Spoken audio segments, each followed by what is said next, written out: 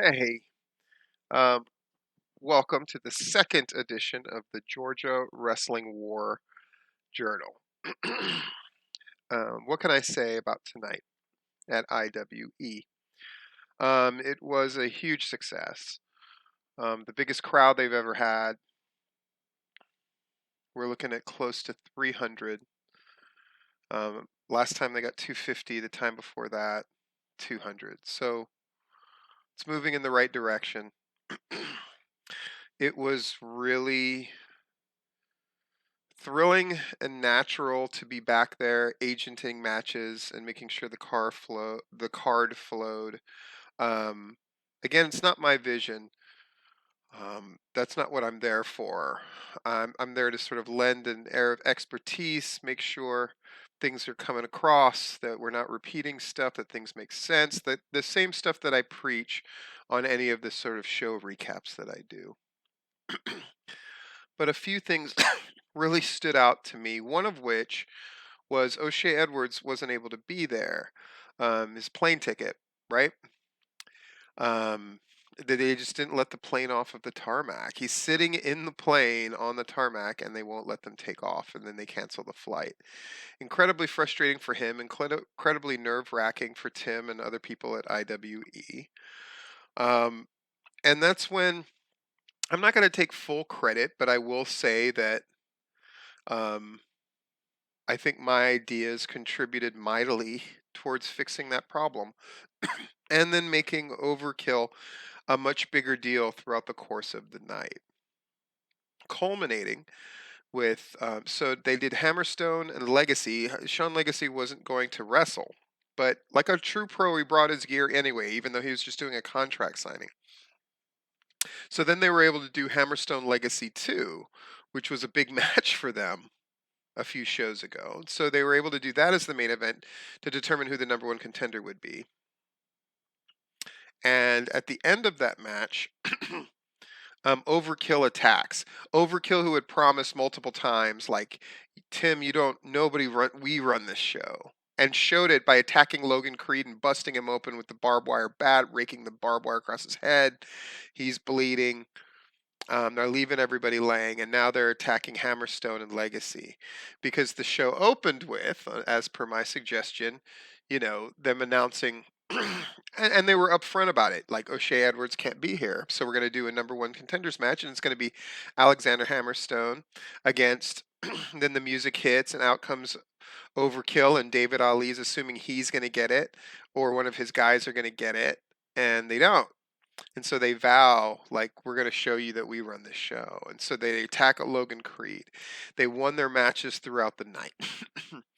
And then in this main event now, they're attacking Sean Legacy. It's really cool, and I can't wait for Charles' report. I may write a report myself, even though I'm very busy over the next 2 days. I feel really inspired after the show. So there's Legacy and Hammerstone getting beat down by Overkill, which is now expanded one more and includes Ashton Starr, who turned on his tag partner AC Mack and joined Overkill. So now Overkill's a super strong. 4 guys and Danny beating down everybody. And then who comes out to save the day? Slim J. We haven't seen Slim J in over a year. And he's back in IWE. Now, he was their champion before he had to relinquish that title. So he never lost it, but he showed up, kicked ass, did high flying, twisting shit. It was awesome. And then Hammerstone and Legacy get to their feet. And then the 3 of them go back to back against the 4 members of Overkill who are coming to get them. And they just brawl away and they knock Overkill out of the ring. And then Tim goes, which was my suggestion as well. The ring announcer, who's that Heather person who was on AEW the same day they were on Raw. First person ever to do that, right? She was the ring announcer and she was fine, but I didn't think she could really convey the emotion of it. So Tim went out there on the microphone. It was like, Slim J is back. And the crowd went nuts and it was so great. And I was so happy for Slim. I felt really proud of what IWE did. I felt proud of the parts that I helped with. It made sense. The crowd responded. Nobody felt cheated. They got a full show, and it was a really good show. Just really good match after really good match. You could probably tell I'm pretty tired. Like last time after IWE, I took the Exotic Youth and Skrilla and his girlfriend out, and we really painted the town red. This one, we couldn't. We were gonna eat at Twin Peaks, but they were too crowded, so it just ended up at a Waffle House. But I was sitting with Skrilla and his girl and Owen Knight, who I got to know a little bit. I really like him. And at the other tables, AC Mack and Alan Angels, and um, I don't know. It was. It felt good to be doing wrestling and to feel like I was really contributing. Now tomorrow I'm going to have brunch of a sort with Tim and his wife. I don't know who else, maybe Hammerstone. And we'll kind of hash it out. But I'm going to be really selfish here and just talk about me and like, and Slim. Like seeing Slim be so happy, and I've never got to talk to Slim for that length of time before. And just where his head is at in wrestling and in life. You know, he's got a wife and just a beautiful child, and he's really gotten his life together. And I mean, he looks great, moves great. And I'm just going to put this out there. As the kids say, I'm going to put this out in the universe. Slim J, more than just about anybody, deserves to get an AEW dark spot and deserves to do that a couple of times. And I think anybody who can help make that happen, please make that happen. He deserves it. I can come up with a list of people who deserve it, and maybe one day I'll do that top 10 list. But Slim J is somebody who I'm just like, he's so great, and he's been great since he was 15 years old. He's been this great. He deserves it, and getting to be a part and witness his return was really special to me.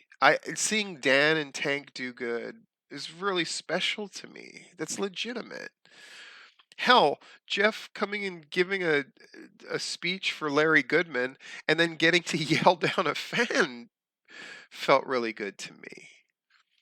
But just to be selfish here, to see me in my element, working with the wrestlers, and now some of them had heard stories about me, some of them had worked with me before, a couple of them, and the rest didn't probably really know me that well. And they were probably surprised because they thought I was going to be much more hands-on. I was just there to take because let me tell you something, old people. The young people got it. They do. And like anybody else, old people on down, they can use a little hint here and there. And sometimes I would, make maybe a minor suggestion. Or if people came to me, I would certainly answer their question. But for the most part, it was just about making sure everybody was pulling in the same direction to get that show across. That's it. Making sure people weren't stepping on each other. A couple of moments in the show that I was very proud of. I was very proud of how they turned a match between Logan Creed and Zicky Dice, which could have been a minor thing. And then Logan Creed stepped up and was like, I'll get color and beat the shit out of me, and let's really get this overkill thing over. But that's Logan Creed, right? He's the fucking best. That guy is so great. So he turned what it was like a second match kind of throwaway and made it this. The show really caught fire. I mean, Owen Knight and Skrilla did a great opening match, the kind of opening match that you've wanted for IWE, where the crowd's into it. They have a good match, well done. Owen Knight, by the way, after seeing him really in person, one-on-one match, I get it now. And part of that is just the blazing speed at which he moves, but never out of control. But boy, nobody that I know is as quick combined with doesn't waste motion like Owen Knight. It was very impressive. And Skrilla holding his own and just getting better and better and better is really awesome too. But that second match happens with Logan and Zicky Dice. And so you got blood, you got barbed wire bats. I was there to make sure stuff made sense. So I'm like, why wouldn't anybody save Logan Creed? They would. So are there security guys that we can send out there while all this mayhem is going on that overkill can beat the shit out of? And They lined up the guys. They had the volunteers to do it, and those guys went out there and got the fuck beat out of them, and it looked great. I was so excited, right? Helping with the vision. That's what I have to offer. Like people are like, oh, what the fuck Steve has to offer. I'll tell you what I can do is I can take whatever vision you think you have and I can make it better. That's the gift that Vince McMahon used to have, right? One of them. And I got it. And so from there, it went to Vert Vixen against Danny Jordan. And they had a fucking good wrestling match. Having to follow blood and all that angle stuff and blah, blah, blah. And they just wrestled a great match and kept the energy of the crowd going. Proud of that moment too. The second half of the show, which I was worried about because I have a philosophy that like 2/3 of the matches should happen before the break, 1/3 after, and they did half half. So they had 4 matches after the break, but they were all so good it didn't matter. And then it led up to that great Slim J moment. But the Ducklings in a 3-way tag thing, lucha tag rules, so people are zipping in and out. Everybody looked good. Rob is no joke of the Ugly Ducklings. That guy knows how to put together. That guy just gets wrestling, and it's a pleasure. And beyond wanting to know what their finish was and making sure that they kept their time, I didn't interfere at all. Why would I? And seeing Ben Buchanan wrestle in person against Alan Angels, who's gotten so good, and watching these two guys who are on rocket ships right now, career-wise, is so much fun. And then finally our main event and all the stuff that happened at the end. It was just wonderful. Thank you to Tim for having me there and introducing me to everybody and setting me up as like this guy's here to work and he's part of the crew and all this kind of stuff. It went a long way. And today was partly a feeling out process, but I also got tested and really got to show my worth. And that just feels great. It just feels great. Tomorrow, I'm going to have lunch with Tim and his wife, and who knows who else. And then I'll be off to Warner Robins, Georgia for GIPW, where I'm going to watch that show and help them out how I can, through tweeting and that kind of thing. Maybe I'll try to get a report done for them as well. But if nothing else, I feel very comfortable there. They were very open about like, tell me how my match was and blah blah blah blah blah. And so were like David Ali, like everybody was like, what'd you think? And they really wanted to know. And when I had a couple of notes, there weren't many, by the way. It's a very good show. I would suspect the best one IWE has done in front of their biggest crowd with momentum going into their next show. It's kind of where you want to be, and it's where I am. So I'm very happy. In any case, hotel Wi-Fi and all, let me go ahead and end this thing here so I can get it up tonight. This has been the Georgia Wrestling War Journal number 2. Of course, we're going to have another one tomorrow. And we do it all over again. I might actually get a reasonable amount of sleep because the place that we're eating tomorrow is 4 minutes away from the hotel room. And I'm supposed to be there at 11, which means I can sleep till 10 and then comfortably get ready and get there. That's excellent. Have a good night.